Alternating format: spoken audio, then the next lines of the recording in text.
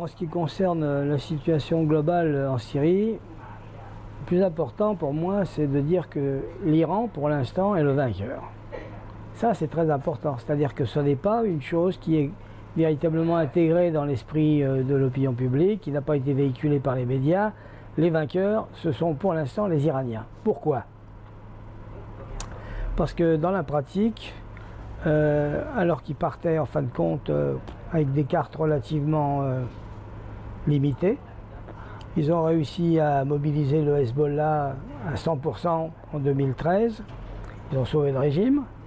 Ensuite, ils se sont entendus avec les Russes que ça arrangeait beaucoup pour que les Russes interviennent en 2015. Ils ont envoyé dès le début leurs troupes de Pasdaran à travers Al-Quds avec le général Soleimani. Ils ont depuis formé au bas mot 50 000 hommes dans les milices, c'est-à-dire que les milices sont extrêmement agissantes.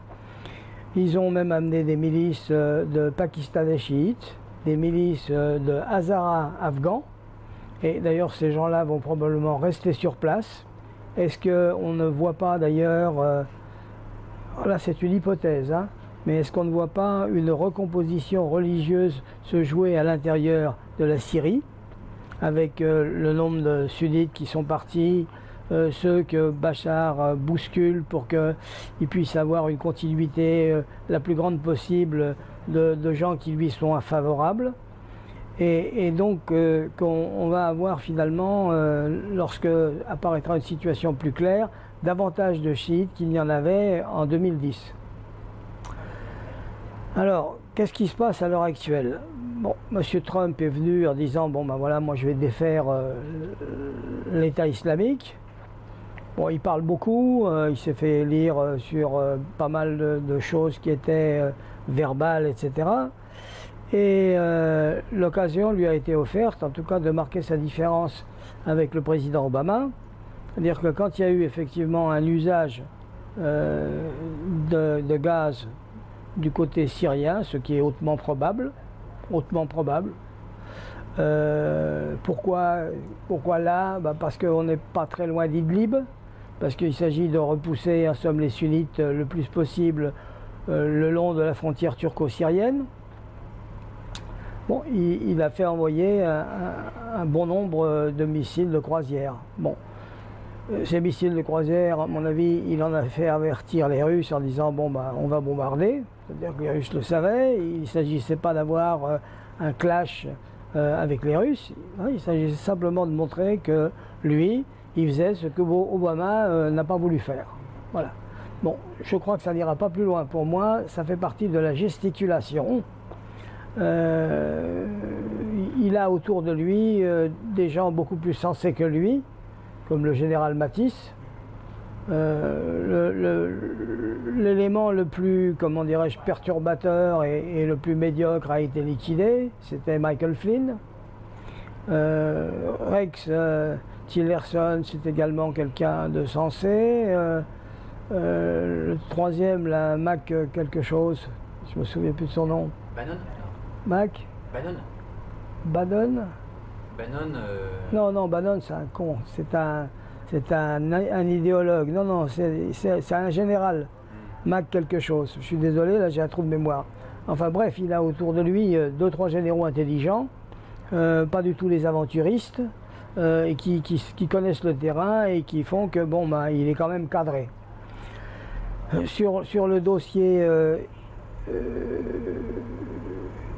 nord-coréen, bon, il a en somme négocié avec les Chinois pour que les Chinois, qui disposent de tous les moyens de pression sur le régime nord-coréen, fassent que la Corée du Nord ne dépasse pas une limite.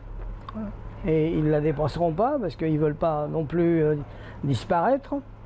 Les Chinois ne tiennent pas non plus à ce que ce régime aille trop loin parce que pour eux c'est un état tampon fort utile, parce que la disparition de la Corée du Nord, ça amène les forces américaines indirectement à la frontière de la Chine. Donc, à mon avis, monsieur Trump va connaître jusqu'où il peut aller trop loin. Il va pas déborder un certain périmètre. Les Russes savent très bien jusqu'où ils peuvent aller. Ils ne visent pas non plus l'hégémonie. Dans la pratique, pour l'observateur sans idéologie, la Russie, elle a perdu en Ukraine. Ça, c'est un truc qu'il faut répéter. C'est-à-dire qu'on a sans cesse dit « Ah oui, il s'est emparé de la Crimée, et puis maintenant il fait une guerre dans le Donetsk ou dans le Louchansk », mais dans la partie, dans la réalité, le projet poutinien de l'Union eurasiatique économique qui partait de l'Ukraine et qui arrivait jusqu'à Vladivostok, eh ben, c'est un rêve qui ne se réalisera pas. Donc il a perdu 40 millions d'Ukrainiens, slaves, russophones. C'est une très grosse perte. C'est une perte d'autant plus importante qu'il ne la récupérera jamais. Il peut nuire, il peut titiller, mais il ne peut pas récupérer cela. Donc, ce qui fait qu'il lui reste quoi en définitive à M. Poutine? Il lui reste un territoire de 17 millions de kilomètres carrés, peuplé de 120 millions de Slaves. C'est peu, c'est très peu. Il y a 20 millions de musulmans à l'intérieur de la Fédération de Russie, remuants, pas tous sympathiques, particulièrement dans le Caucase Nord. 50 millions de musulmans autour dans ce qu'il appelle le proche étranger. Et puis la pesée en Sibérie orientale de 1,3 milliard de Chinois qui grignoteront ce qu'ils peuvent parce que finalement en Sibérie orientale, il y a 10 millions d'habitants russes, c'est-à-dire personne. Donc l'avenir de la Russie à terme, on peut se poser des questions. Voilà un pays qui est riche en hydrocarbures, particulièrement en gaz, très bien, mais enfin ça dépend du prix sur le marché. Or les Américains avec le gaz de schiste, bon, bah, ils tiennent effectivement à ce que ça ne dépasse pas un certain niveau, le prix du pétrole. C'est fini le pétrole à 100 $, il est autour de 50, il montera peut-être à 55, mais il n'ira pas au-delà. Et pour le reste, l'infrastructure russe, bah, elle est vétuste. Et puis bon, bah, les Russes, c'est pas des Allemands, hein. C'est-à-dire que l'éthique du travail n'est pas la même, l'alcoolisme, etc., etc. Donc en d'autres termes, sur la distance, autant les Chinois font problème, c'est-à-dire que la montée de la Chine sur les 30 prochaines années, il n'y a pas de problème, ils vont monter, quoi qu'il arrive, avec toutes les difficultés que tout le monde a. Les Russes, c'est une autre paire de manches. Donc voilà la situation mondiale telle qu'elle se présente. Quant aux Américains, dont on a 50 fois dit qu'ils étaient sur le déclin, dans la pratique, pour l'observateur qui regarde les choses froidement, bon, qu'est-ce qui se passe? Ben, il se passe que tout ce qui a été inventé dans cette quatrième révolution de la communication, ben, ça vient des États-Unis. Or, si on a aujourd'hui une économie relativement performante, c'est leur cas, ils ont récupéré, plus une innovation exceptionnelle, c'est leur cas, une énorme souplesse d'adaptation, c'est leur cas, une population qui travaille parce qu'il y a une grosse éthique du travail, bah, tout ça fait que les 30 prochaines années leur sont garanties quoi qu'il arrive. Bon, le constat, c'est que les inégalités se sont beaucoup creusées dans les 30 dernières années. Hein. D'où ça vient? Ben, je dirais que ça vient de la disparition de l'URSS, hein, qu'on le veuille ou non. Quand on regarde un peu la situation sociale à partir de la fin de la Seconde Guerre mondiale, on s'aperçoit qu'en Europe, par exemple, il y a eu une véritable peur de la montée du communisme et qu'à partir de là, on a essayé d'acheter la classe ouvrière. On a multiplié comment dirais-je, l'assistance sociale, on a multiplié les possibilités, on a réduit les inégalités, etc. Bon, à partir du moment où l'adversaire a disparu, bon, ben, chacun a repris ses habitudes, les inégalités se sont creusées. Aujourd'hui, ben, tous les économistes constatent qu'aux États-Unis, le 1% du sommet possède ce qu'il possédait probablement vers 1890. Hein, c'est-à-dire on revient à une case ancienne. Bon, alors, on peut ajouter tout de suite, il n'y a rien de structuré en bas. Bon, ce qui ne veut pas dire que ça va rester comme ça. C'est-à-dire qu'on ne sait pas comment ça va se passer.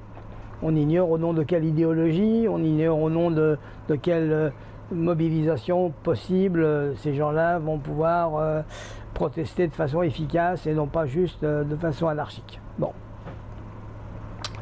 En Amérique latine, ce qu'on constate, c'est d'abord ça, mais c'est aussi la fantastique progression de tout ce qui est illégal, à partir de la drogue, à partir de la criminalité, etc.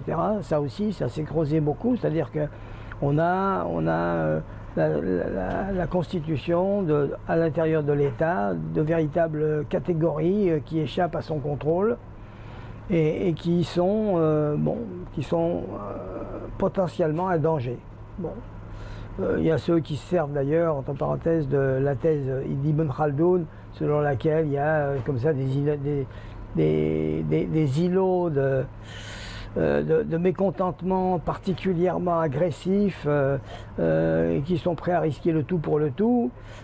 Seulement, ils sont pour l'instant pas porteurs d'un truc idéologique. Les seuls qui sont porteurs de quelque chose d'idéologique aujourd'hui, ce sont les djihadistes. Les djihadistes, ils se croient porteurs d'un véritable programme, à tort ou à raison. Le retour supposé à la grandeur de l'islam des premiers siècles, le type de propagande qu'ils arrivent à répandre, le succès relatif qu'ils ont obtenu en 2014, tout ça, ça a compté. Sans compter que, d'une façon générale, nos médias en ont rajouté beaucoup. C'est-à-dire que, finalement, nous avons, en Occident, largement fait la propagande de ces mouvements les plus violents. On s'est fait peur. On s'est fait peur, on s'est raconté des histoires, enfin bref. La politique américaine par exemple, comme d'ailleurs la politique des Français à l'égard du régime de Bachar el-Assad a été extrêmement ambiguë. Hein. On a dit bon, c'est un dictateur, ce serait bien qu'il disparaisse. Bon, on a bien vu ce que ça donne quand on enlève un dictateur avec M. Kadhafi.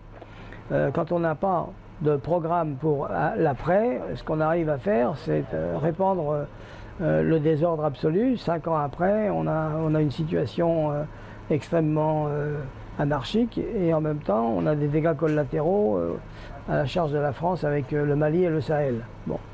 Alors quand il a parlé d'une ligne rouge, peut-être qu'il n'aurait d'ailleurs pas parlé, il n'aurait pas dû parler d'une ligne rouge, le président Obama. Quand il en a parlé en 2013, il savait très bien ce qui s'était passé en 2011 en Libye. Bon, est-ce qu'il fallait faire la même chose? Est-ce qu'il fallait, sous prétexte qu'on avait dit, bon, il y a une ligne rouge non franchissable, on enlève M. Bachar el-Assad, qu'est-ce qu'il y aurait eu? Ça aurait été les mouvements islamistes qui auraient été au pouvoir à Damas. Est-ce que c'est désirable? Réponse non. Je veux dire, mieux vaut un dictateur qui ne veut pas en finir avec l'Occident que des islamistes pour qui nous sommes un des adversaires majeurs. Donc de ce côté-là, je trouve qu'on a été mauvais.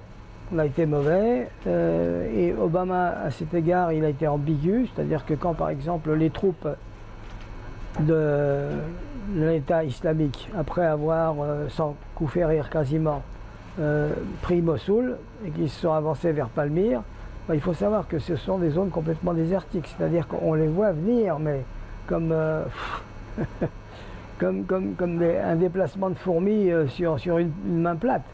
On aurait pu les bombarder. On n'a pas osé le faire parce qu'on a craint que ça passe pour un appui indirect au régime de Bachar el-Assad. Alors il faut savoir, dans ces cas-là, situer quel est l'adversaire principal. L'adversaire principal, ça reste les islamistes, avec en tête l'État islamique, mais pas le seul.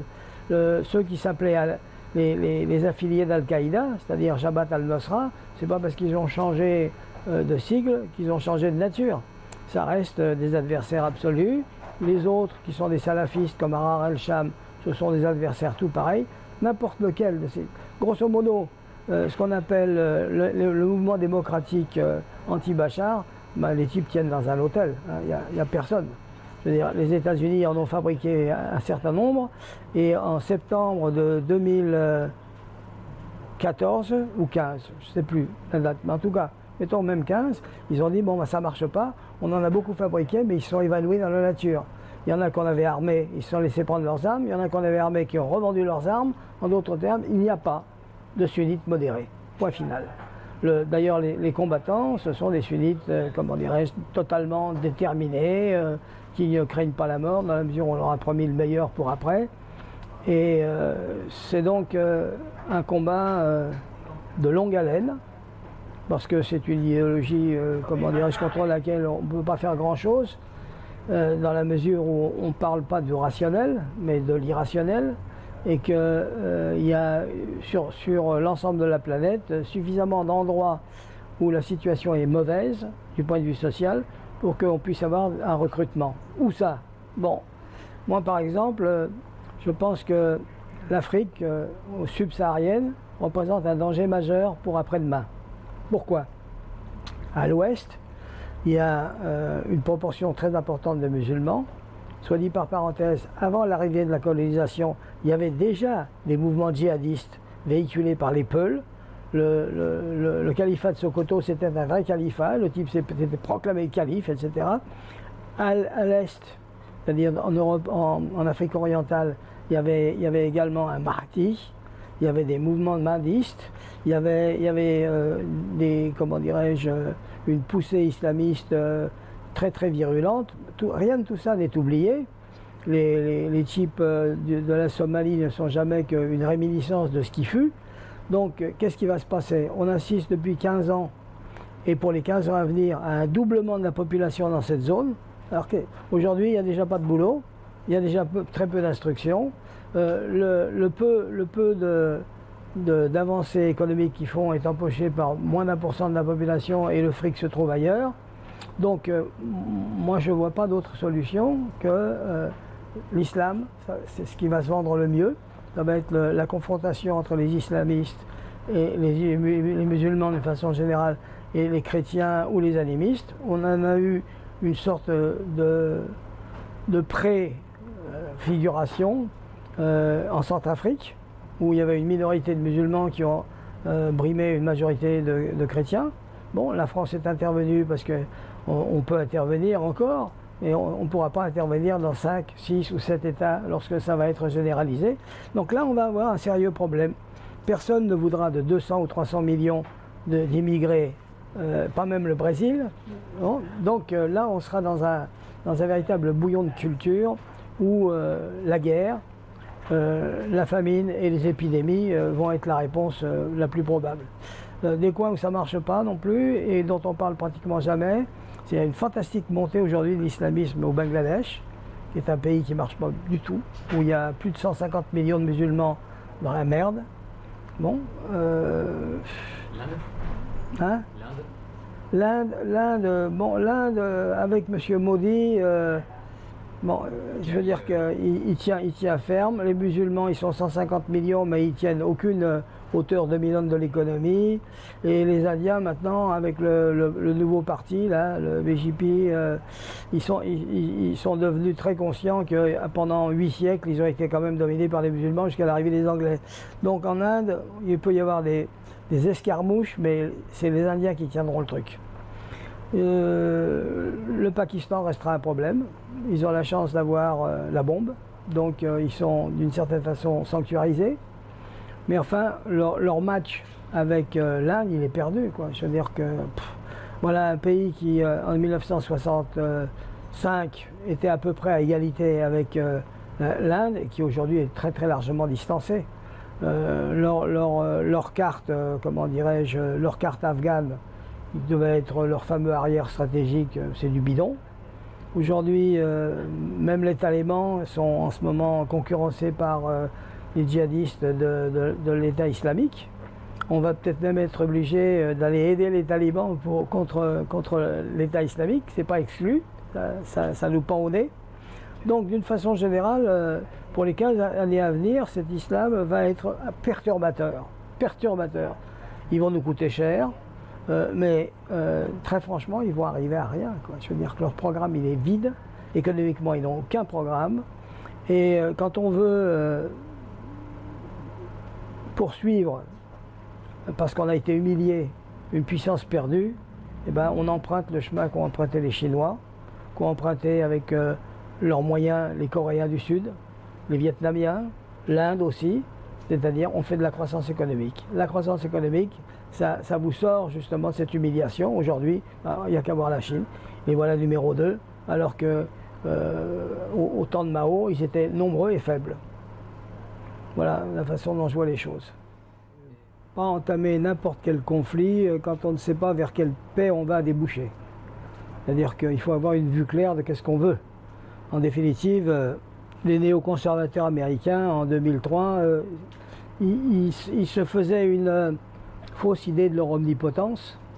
Ils pensaient qu'il n'y avait plus personne, vu que l'Union soviétique avait disparu, que la Chine n'était pas encore apparue comme numéro 2, qu'ils allaient pouvoir faire tout, c'est-à-dire, en somme, contraindre l'Irak à devenir un État ami, plus ou moins démocratique, ensuite se tourner vers Bachar al-Assad, lui tordre le bras pour lui dire d'arrêter d'aider le Hamas et le Hezbollah, ce qui aurait aidé les Israéliens, et ensuite contribuer à un changement de régime en Iran. Ils pensaient que c'était faisable. Bon, ça a été complètement le fiasco, vu qu'ils ne connaissaient pas le terrain.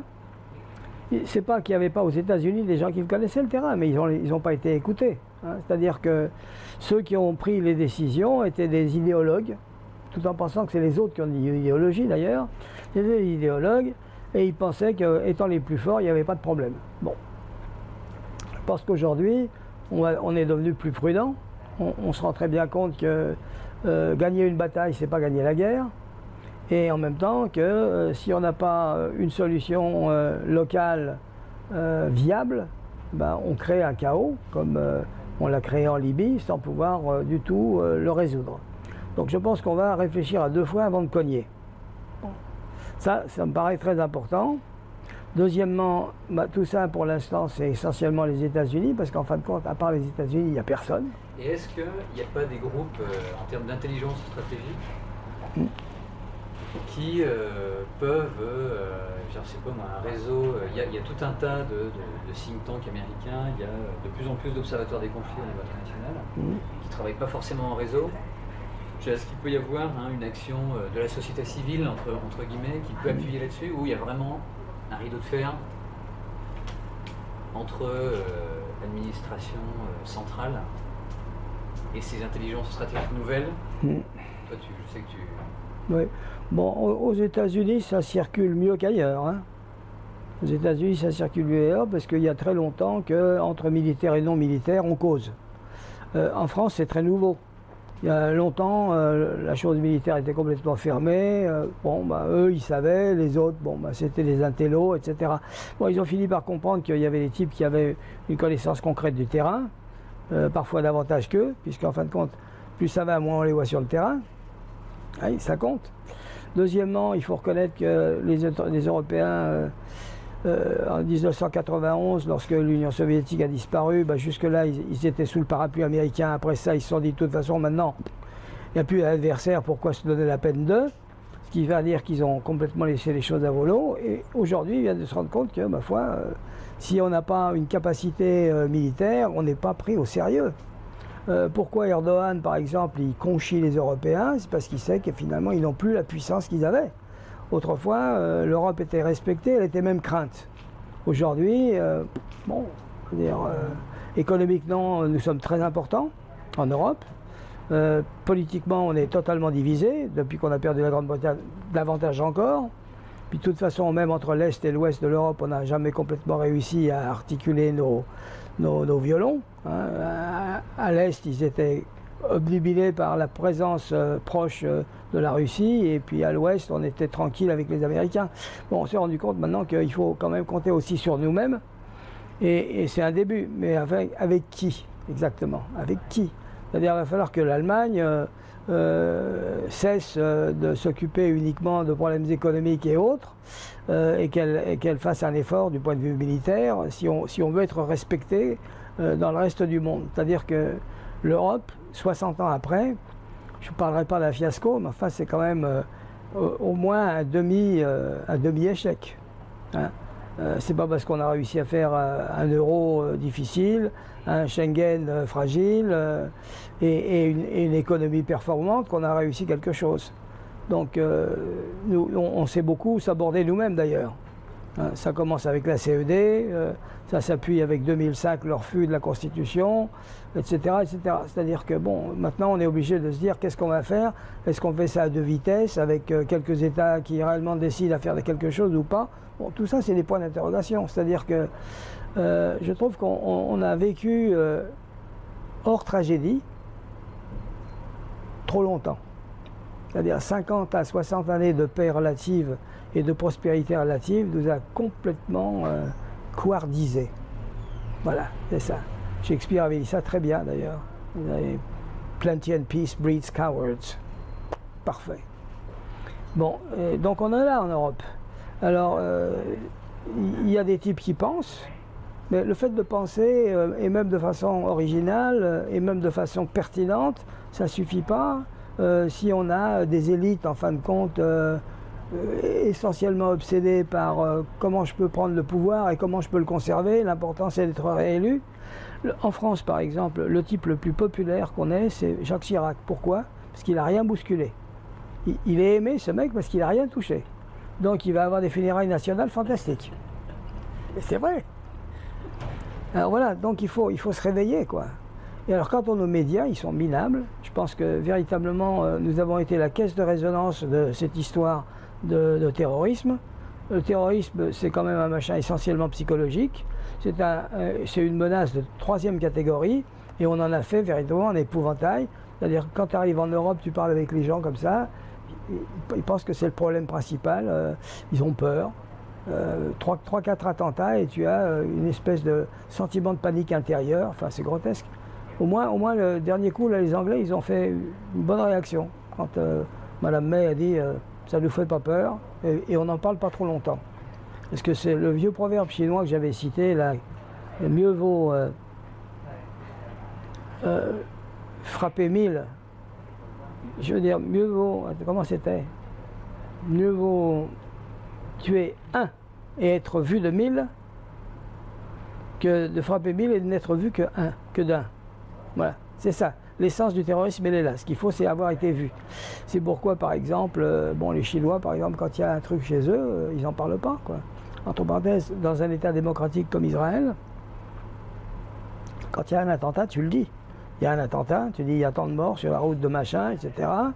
Et puis tu commences pas pendant 8 jours à éviter la veuve, la fiancée, les copains, etc. Comme en France où tu as BFM TV et iTélé, les machins en continu qui vont rajouter des tartines pendant 8 jours. Ce qui fait qu'à la fin, quand on t'annonce qu'il y a 500 ou 600 djihadistes qui vont rentrer en France, tu as des petites vieilles qui te disent qu'est-ce qu'on va faire? Je dis qui ça? Les Mongols? Non. Voilà. Enfin, on vit dans un truc semi-virtuel, quoi. Semi-virtuel, avec des trouilles absurdes. Et la lame de fond, c'est quoi aujourd'hui? La lame de fond, c'est les émergents. Voilà. La Chine en premier lieu, mais ce n'est pas les seuls, il y en a d'autres. C'est ça qui change le fait que finalement, l'époque de la domination absolue de l'Occident prend fin. Bon, ce n'est pas en soi une mauvaise chose. Simplement, il faut savoir par quoi c'est remplacé, sur quel pied on arrive à avoir un équilibre possible pour ne pas déboucher sur des conflits délirants. Voilà. Dans le livre Mythe révolutionnaire du tiers-monde, bon, je prenais acte du fait que bon, il n'y avait pas d'État socialiste. Et moins encore chez ceux qui prétendaient être des socialistes arabes, etc. etc. C'est-à-dire, tu vois, que la mode soviétique de réussir à faire une percée à travers les plans quinquennaux, le Spoutnik, etc., ça avait joué son rôle dans certaines années, fin des années 50, début des années 60, ce qui fait que même des types comme Nasser, qui étaient finalement que des nationalistes, ils éprouvaient le besoin de dire bon, on fait une charte du socialisme en 1960, etc. Bon, donc je dénonçais le fait que c'était des socialismes bidons qui ne modifiaient pas les structures sociales chez eux du tout et qui, en plus, et ça c'était la grosse différence avec l'Union soviétique, ne produisaient pas de croissance. Pas de croissance. Là, tu peux raconter tout ce que tu veux sur le socialisme, puis si tu ne fais pas de croissance, c'est zéro. Voilà. Ça, c'est une chose.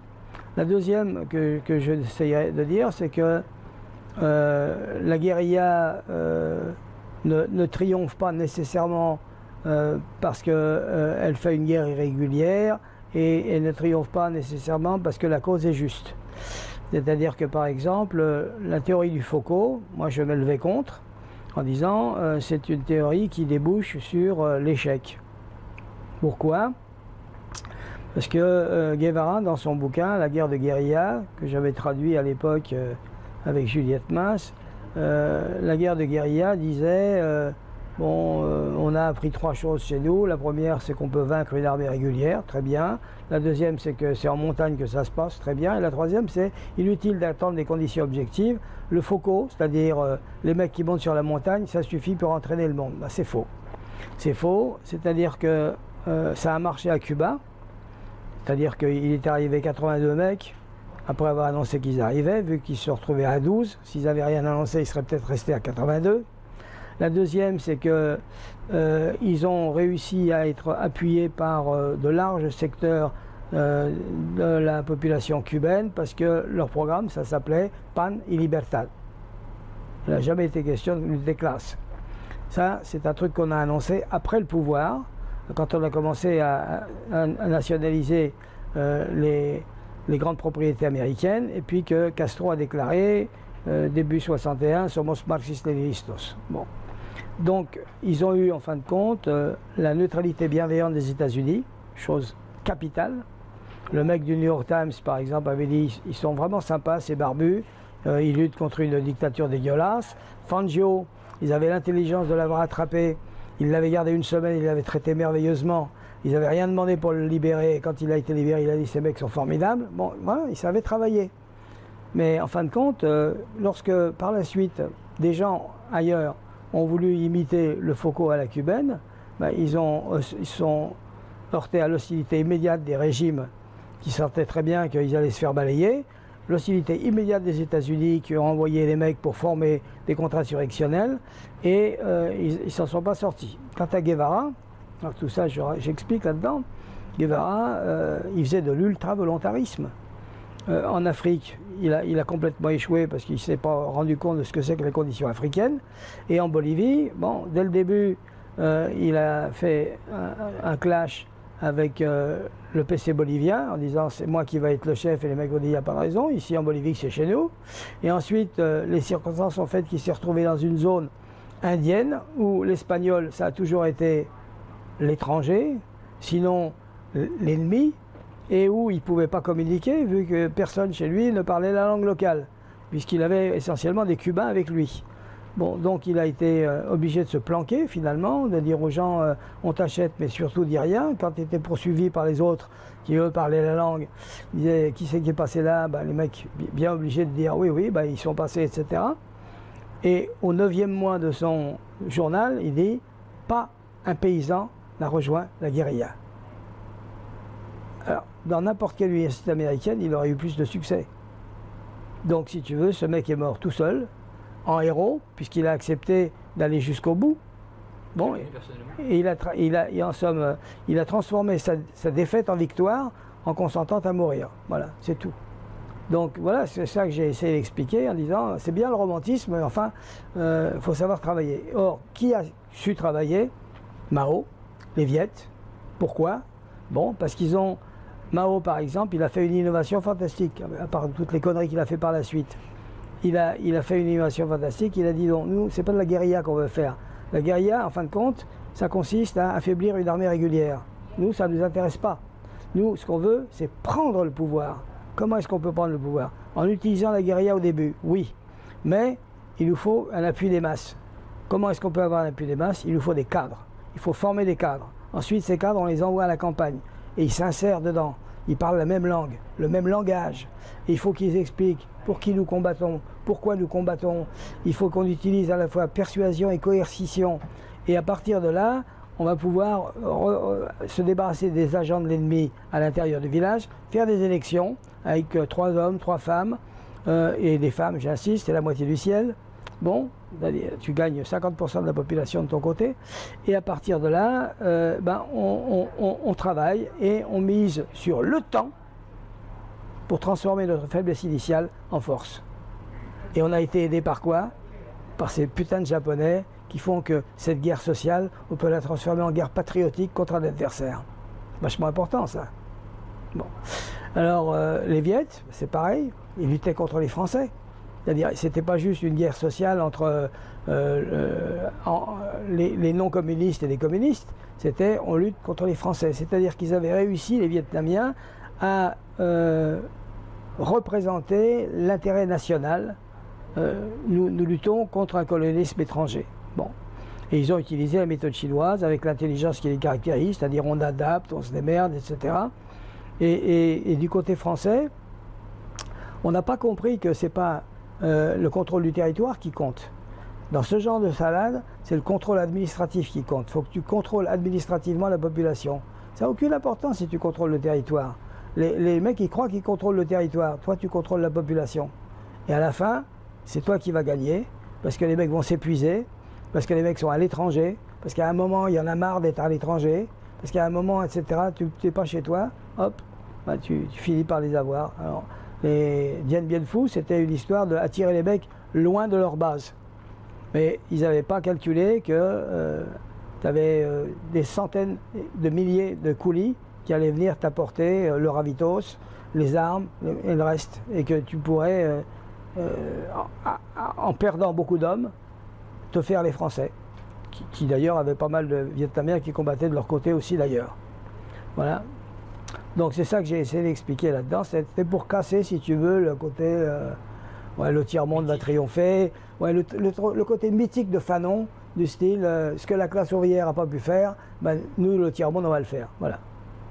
Donc c'était un bouquin qui a, à l'extrême gauche, compté pas mal à l'époque. Disons, quand j'ai eu 16 ans, je voulais l'aventure. Et j'avais décidé que jamais je ne travaillerais dans un bureau de 8h à 18h. C'était ça l'horaire à l'époque. Et je dois dire que, bon, arrivé aujourd'hui, de ma vie, j'ai été 2 ans, une fois, à la tête d'un truc qui s'appelait le Centre européen d'études des conflits, c'est tout. Le reste du temps, j'ai toujours été mon propre patron. Et ça, tu peux l'obtenir à une condition, sauf si tu es un fils de famille, il faut rester sobre. Voilà. Mon truc, c'est très simple. Si tu es spartiate, tu t'en sors. Si tu es dans la consommation, tu es mort. Aujourd'hui, on t'achète. Autrefois, c'était du pain et des jeux. Maintenant, c'est du pain et un iPad. C'est vrai. Tu sais, on t'achète.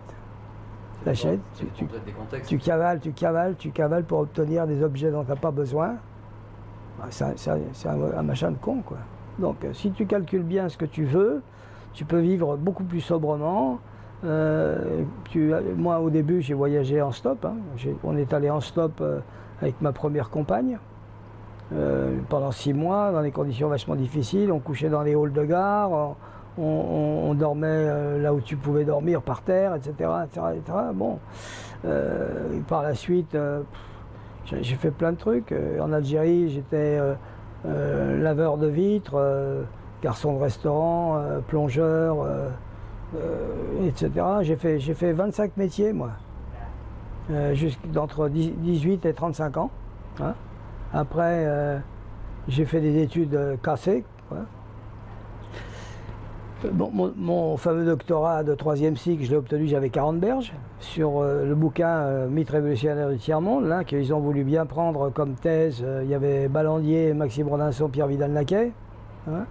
Mais avant ça, j'avais percé aux États-Unis. C'est-à-dire qu'aux États-Unis, une société infiniment plus souple que les sociétés européennes, j'arrivais en ayant passé du temps chez les Palestiniens, 6 mois, du temps chez les Nord-Vietnamiens, où j'avais expliqué pourquoi ils ne seraient pas vaincus.